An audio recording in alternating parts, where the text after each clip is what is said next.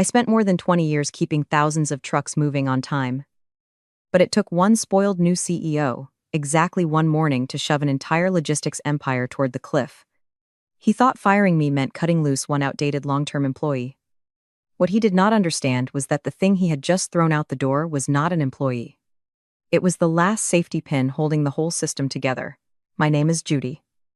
And if you ever got a toaster in the Midwest, butter in the dead of winter, or a generator after a hurricane right when you needed it, there is a good chance I was somewhere behind that delivery.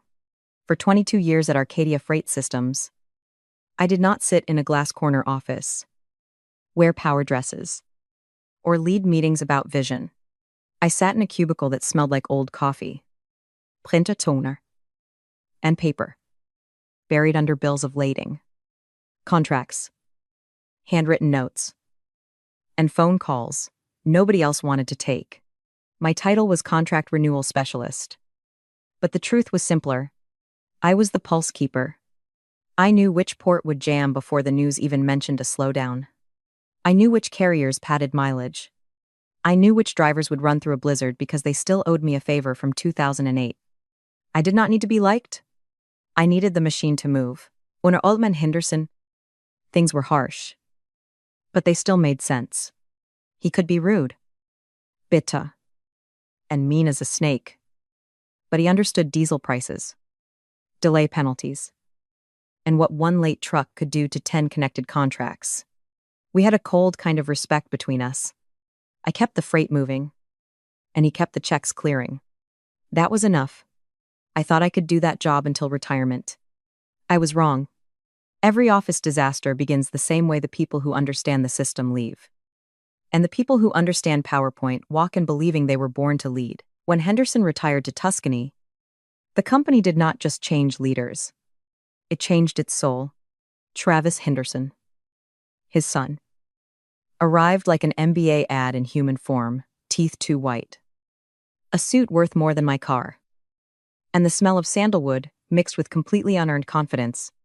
He could not tell a pallet jack from a potato sack. But he dropped into the CEO chair, like destiny had personally reserved it for him. In his first week, he installed a kombucha tap in the break room. In week 2, he fired the janitorial staff to improve efficiency, which meant the toilets backed up within 48 hours. By month 3, he was gliding through the office with Crystal, a woman whose title changed depending on who you asked. Some called her operations liaison. Some called her culture director. I called her what she looked like, the CEO's accessory. I kept my head down.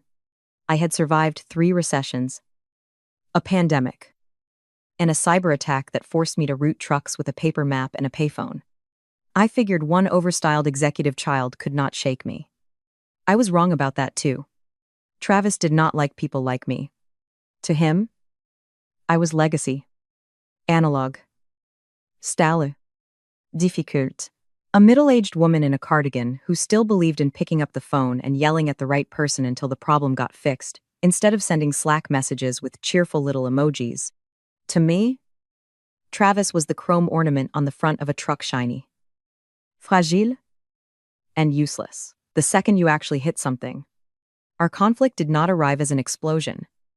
It arrived like sand in a gearbox, grinding quietly until everything started to crack. I still remember the exact day Travis decided to prove he knew more about running freight than I did.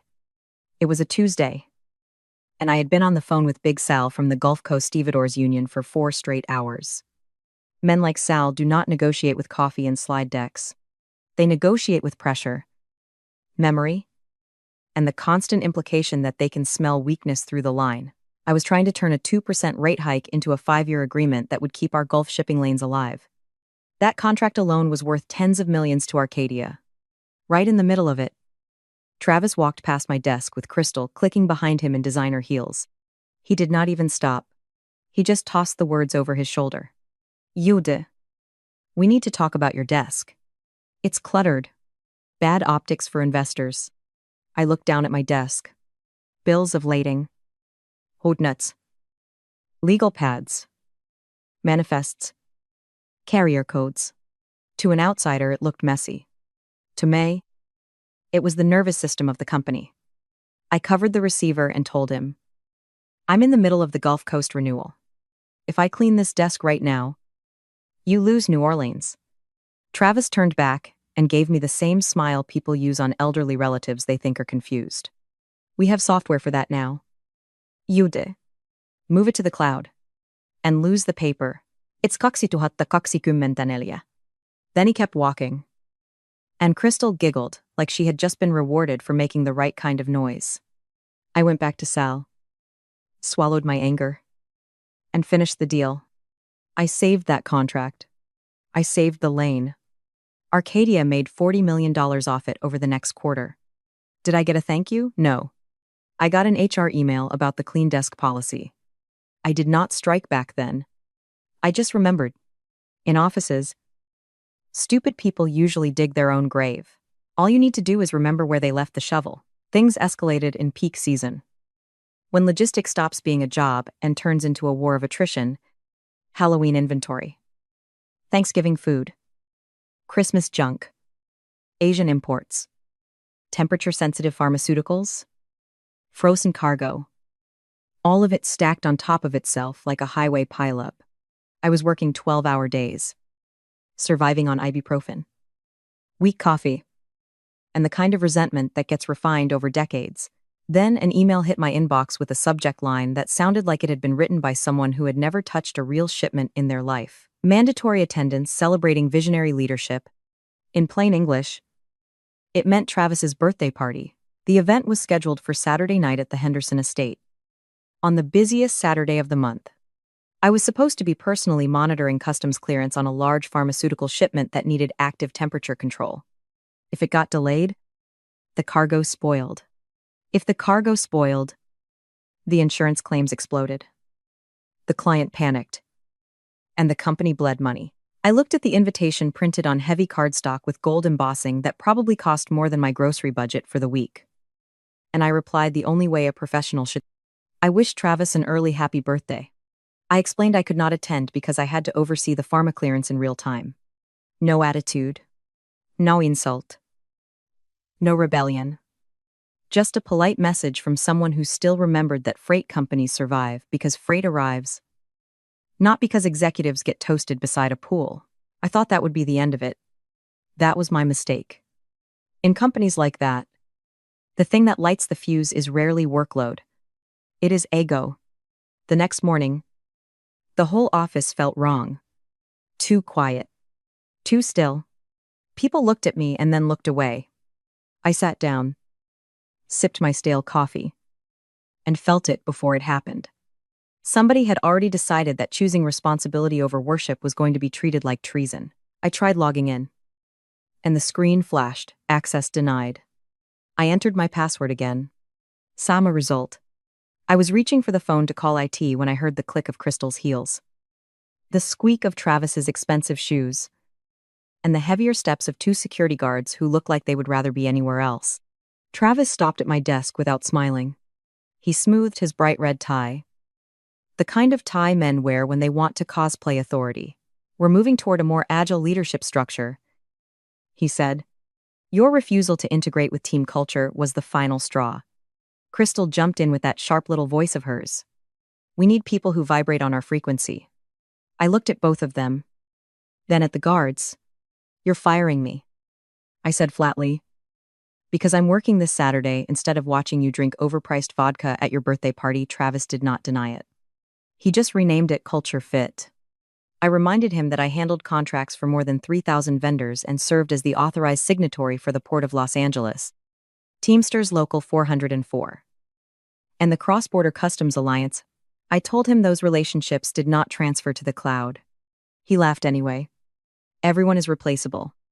Judy. That's business. 101. Hand over your badge. So I stood up, picked up the framed photo of my dog Buster, grabbed my purse, and dropped my plastic ID into his hand. I did not cry. I did not scream. I did not give him the scene he wanted. Right before I walked away, I said, "Tell your father good luck." When the elevator doors closed, I checked my watch. It was 9:14 a.m. I knew that by 9:45 the entire Arcadia network would begin to understand what had just happened. If you think I had put up with enough by then, comment number 1. Because the moment they walked me out, I stopped being Arcadia's employee and became the system failure they had triggered with their own hands. Outside, the sky was gray and the parking lot shone wet under a light drizzle. I walked to my 2016 Ford Explorer, threw my bag onto the passenger seat, and sat there for a minute, listening to the rain tap on the roof like a countdown. Most people panic after getting fired following more than 2 decades of service. They think about the mortgage, health insurance, their age, their identity. I am not made of steel. So yes, those calculations ran through my head too. But another part of me, the part that had survived 100 late loads, angry truckers, closed ports, and clients on the edge of hysteria, had already switched into crisis management mode. The only difference was, this time I was not managing Arcadia's crisis. I was the crisis. I pulled out my personal phone. I have always kept a firewall between company property and my real life. That habit saved me. I opened my Gmail account. The address every major vendor, Union Rep, and port director had for actual emergencies. Call me here if the building burns down. I used to tell them. Well, that morning, I was the one holding the match. But I was not reckless enough to send an emotional message. I drafted something far more dangerous, something dry, preciso, and legally clean. I stated that effective immediately, I was no longer employed by Arcadia Freight Systems and was therefore no longer the authorized representative for any active service agreements, rate negotiations, or compliance verifications. Then I added one quiet sentence about Clause 7B in our master agreements. If key personnel departed, vendors could immediately review or suspend credit terms and pause service until a qualified replacement had been confirmed. It was not a threat. It was a fact, the most dangerous kind of fact. The kind that can choke a billion-dollar company with one perfectly lawful email. Clause 7B was the silver bullet Travis did not even know was loaded. Years earlier, when Arcadia was expanding too aggressively, and our credit ratings still made vendors nervous, I had insisted on adding that provision into the major contracts. Back then, our partners did not fully trust Arcadia. They trusted me. They trusted that if Judy was still there, invoices would get handled.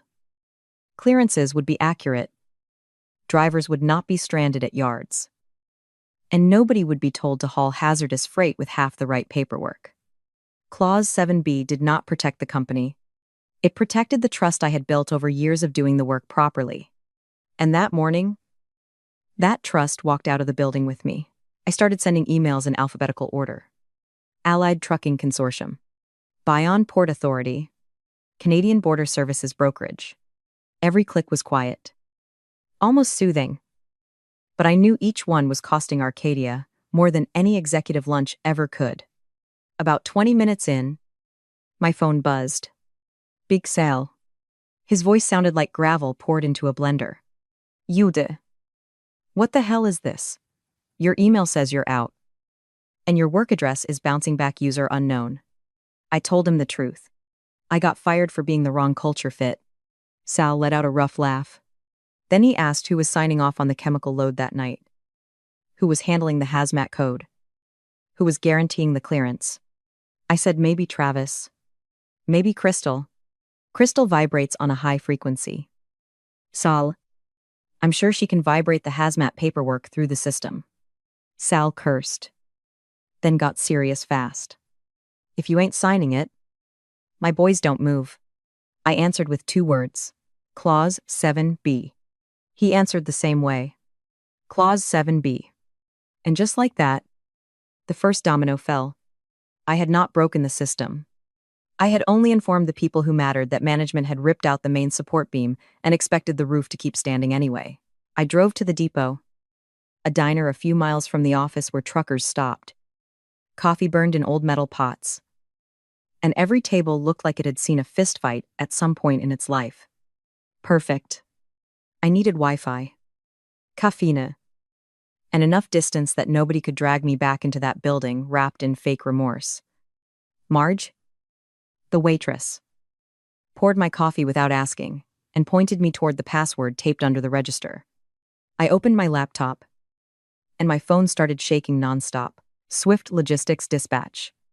Newark Customs Broker. Then Travis. I let it ring out. He called again. I let it ring again. Freedom. I discovered. Tastes a lot like terrible diner coffee. I opened a public fleet tracking site. Red dots were beginning to bloom across the map. Red meant a truck had been stationary for more than 30 minutes. A cluster started forming outside Chicago. That would be the Midwest hub.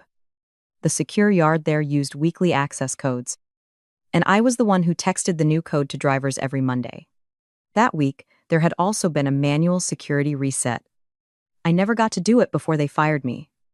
Travis probably did not even know the gate needed a code. Then Linda from payroll texted me. Linda was one of the good ones. Quiet. Decent.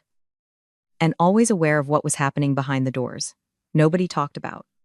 She said Travis was screaming in the hallway, accusing me of sabotaging the server, and that nobody could get into the vendor portal because two-factor authentication was still tied to my personal phone number. I had not sabotaged a thing. IT had been outsourced to the cheapest possible firm and had never cleaned up the system in 5 years. I texted Linda back. The code expires in 60 seconds. He might want to hurry. I did not send it.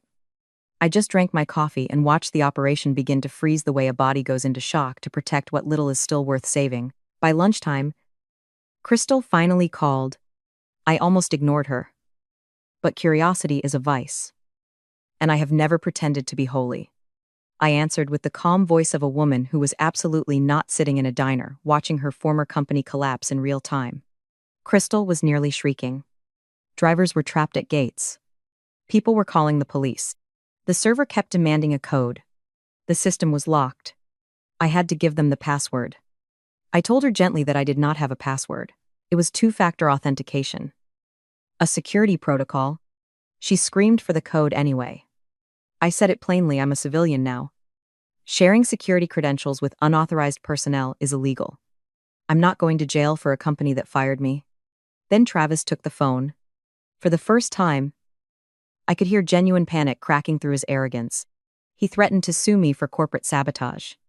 I reminded him that he was the one who fired me and told me everyone was replaceable.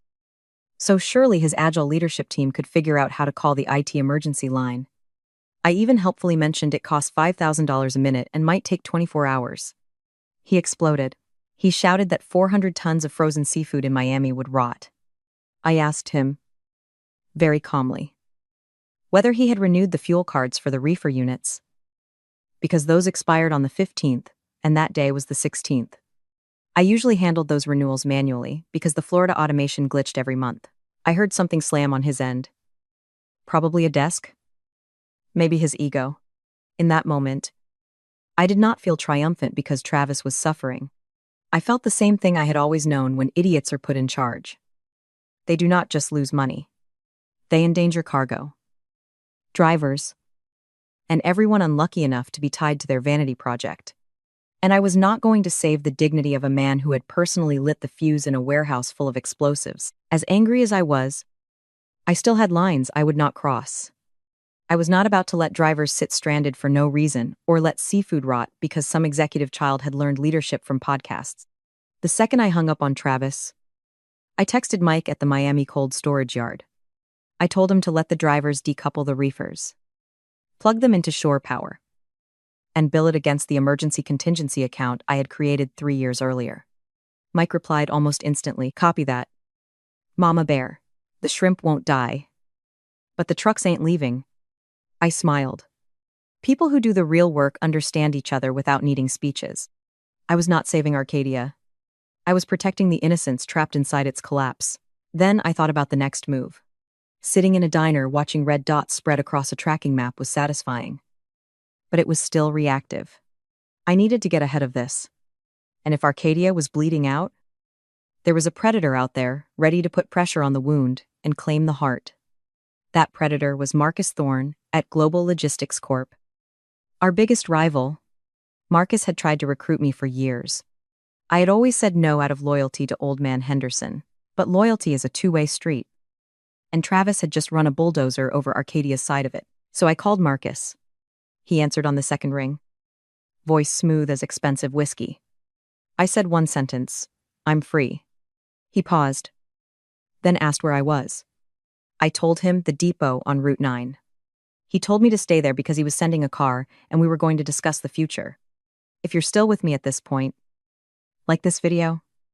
Because after that phone call, this stopped being simple revenge. It became a redistribution of power. And I was the one holding the map. The black Mercedes that pulled up outside the diner looked like luxury had taken a wrong turn into a truck stop. The driver opened the door for me. And Marge whistled from behind the counter, like she had just watched me win the lottery. I climbed in with my beat-up tote bag, my laptop, and whatever was left of my old professional life. The leather seats smelled like fresh money. On the ride downtown, I checked the trade news on my phone. Mainstream media had not picked it up yet because logistics is considered boring until it breaks.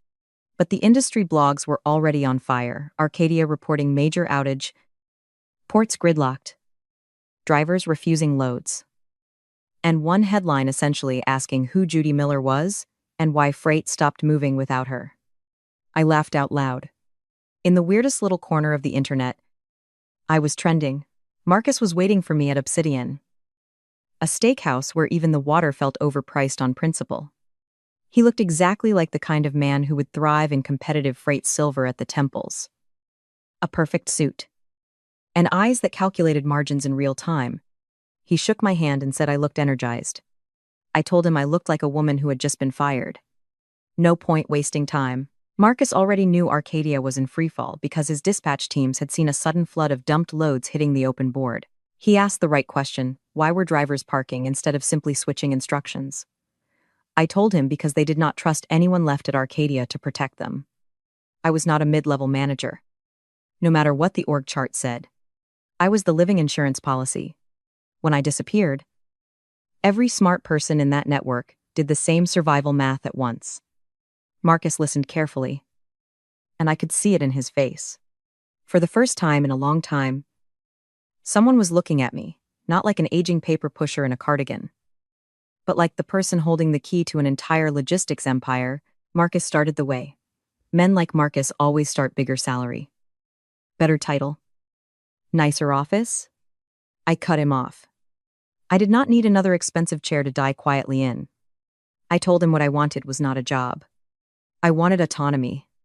I wanted to build a strategic operations division inside Global and bring my vendor book, port relationships, union contacts, customs brokers, and major accounts with me. I wanted to run it my way. If I said a truck moved, it moved. If I said a driver deserved premium pay to get home for Christmas, we paid it.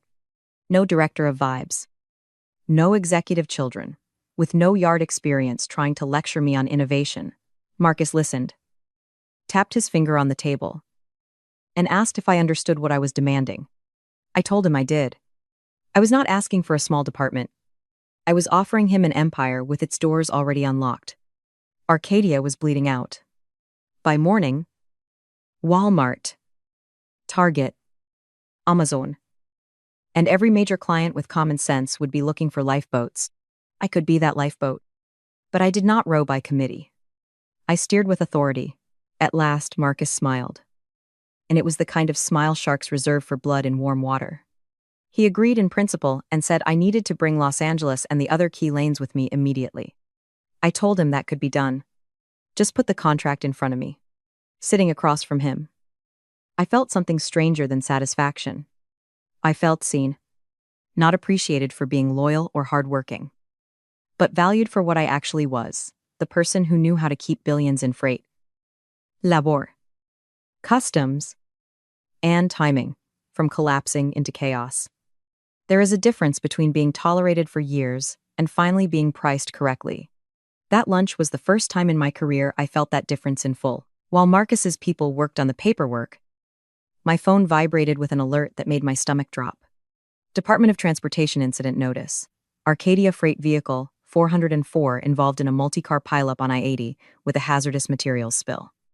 I called Big Sal immediately. His voice had lost all humor. It was the same chemical load his union drivers had refused to move after I was fired. Travis, in his infinite wisdom, had hired a replacement off a digital freight board, basically treating hazardous cargo like he was ordering a rideshare. The driver did not have the right hazmat endorsement, took a turn too fast, jackknifed the trailer, and spilled industrial solvent across the interstate. EPA was on the way. DOT was moving in. This was no longer an operations problem. It was a federal event. I closed my eyes for 1 second. This is what arrogance costs. Not just money. Not just contracts. Not just embarrassment. It costs safety. It costs human lives. It costs the public. I asked Sal whether the driver was alive. He said yes, but barely lucky. And that Arcadia was finished. DOT was going to ground the fleet pending a full safety audit. I looked across the table at Marcus and told him Arcadia had crossed the line from instability into self-destruction. That was the moment my anger changed shape. I no longer wanted to watch Travis get humiliated. I needed to make sure innocent people did not go down with him. I stood up and told Marcus to keep drafting the agreement because I had more important work to do. I needed old files. Original signatures. Proof that the chain of responsibility had transferred cleanly, the second I was walked out. In this business, justice does not usually arrive through morality. It arrives through documentation, timestamps, and knowing exactly which paper will survive the fire. I did not go straight to the airport. I drove to the archive facility in the industrial park, where Arcadia stored hard copy records going back to the 1980s. I still had a key. Long-term people always keep keys. In more ways than one. I needed the original indemnity clauses signed by Old Man Henderson. Especially the paperwork stating that safety compliance rested with the active CEO. If anyone tried to spin this into a story about me breaking the company, I wanted boxes of records proving the truth. I did not break anything. I just stopped holding it up. I was knee-deep in a file box marked Hazardous Materials Protocols when the metal door rattled, and Arthur Banks, Arcadia's general counsel, stepped inside. Arthur was the kind of lawyer who made people think of billable hours and contracts sharp enough to cut skin. But that night, he did not look dangerous. He looked tired. He told me DOT had swarmed headquarters. Servers had been seized. Travis was locked in his office crying. And Crystal was already live on TikTok. Apologizing like that counted as crisis management. Then Arthur got to the point. The board wanted to offer me a large settlement to come back. Talk to Dot. And characterize the entire thing as a miscommunication during transition. I laughed right there in the freezing storage unit. A driver was in the hospital. Solvent was on the interstate. And they wanted me to call it a misunderstanding. Arthur tried the sympathy angle payroll. Warehouse staff. Dispatchers. Drivers. I told him I was saving them another way. I was moving them somewhere that could survive. As I left with the files, Arthur called my Clause 7B email brilliant and evil because it had tied legal's hands completely. I turned back and gave him the only answer that mattered. Read the contract. Arthur. I wrote it. That was not bragging. It was a reminder. The woman they treated like an outdated cog had actually designed the cage they were now trapped inside. By the time I reached the private airfield, the sky had turned purple with the last bruised light after rain. I parked near the fence and watched the runway lamps flicker as Walter Henderson's Gulfstream came down through the clouds. I was not allowed on the tarmac. So I waited by the gate where his driver normally picked him up. But that night no one came. The dispatch team had been gutted. The building was in chaos. And apparently nobody had even told the limo service his arrival time changed. When Walter stepped off the plane, he still moved like an old linebacker. 72 years old, and furious enough to bend metal. He was shouting into his phone as he looked around. Saw no car, and finally saw my Explorer. I rolled down the window. He stormed over and pointed at me like he wanted to set me on fire. You ungrateful. Treacherous. I cut him off. Get in. Walter. I had never used his first name before. That alone stopped him cold. I repeated myself. Your driver isn't coming. Travis fired dispatch. So nobody updated the car service. I'm the only ride you have. He looked at the empty lot, his exploding phone, and then got into the passenger seat with the bitter silence of a man meeting the first consequence. He could not bark away. On the drive back, I explained everything. I had not hacked the system. I left. And the system followed me because they had built it around my competence and then convinced themselves I was disposable. I told him the hazmat crash would trigger environmental fines, lawsuits, and a safety review that Arcadia's cash position could not survive. He asked if I wanted my job back, a raise, his son fired.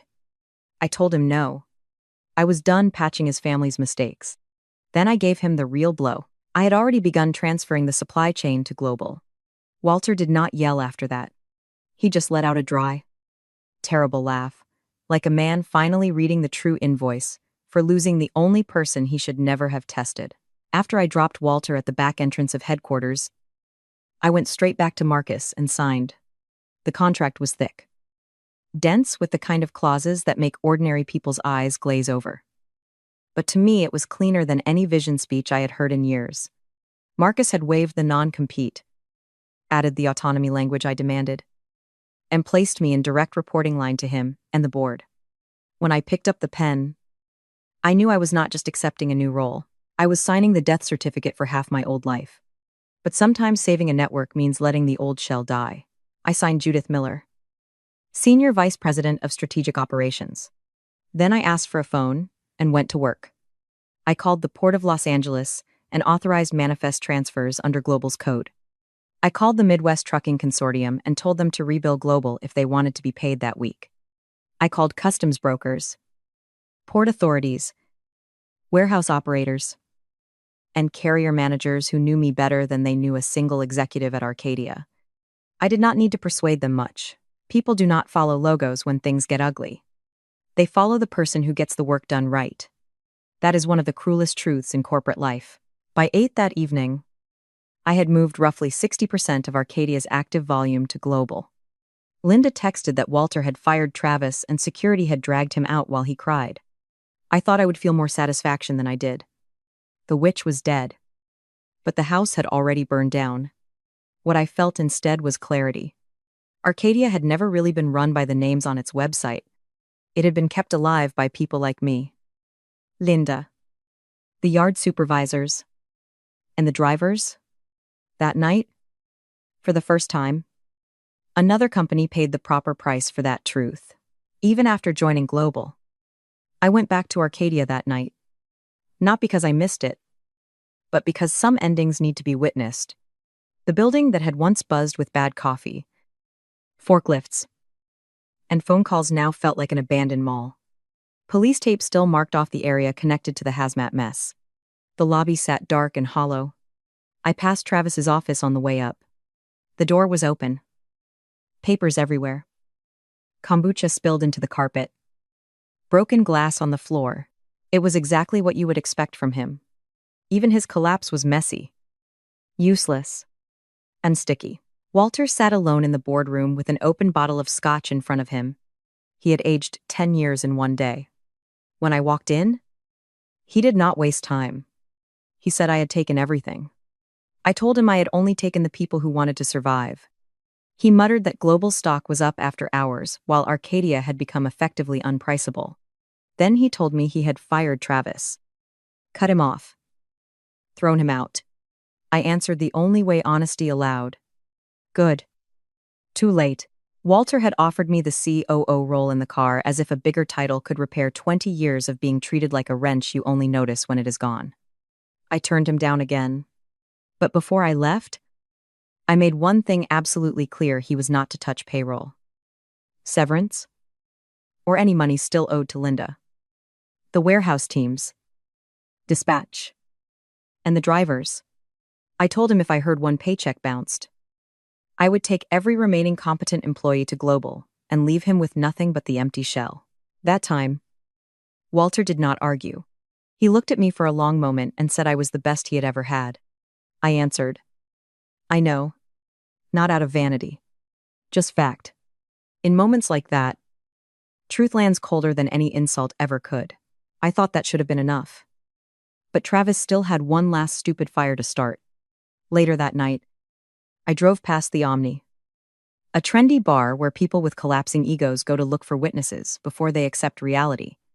Sure enough, Travis's Tesla with the ridiculous CEO 1 plate was parked illegally in a loading zone. Through the window, I saw him flailing at the bar in front of a group of women who looked deeply unimpressed.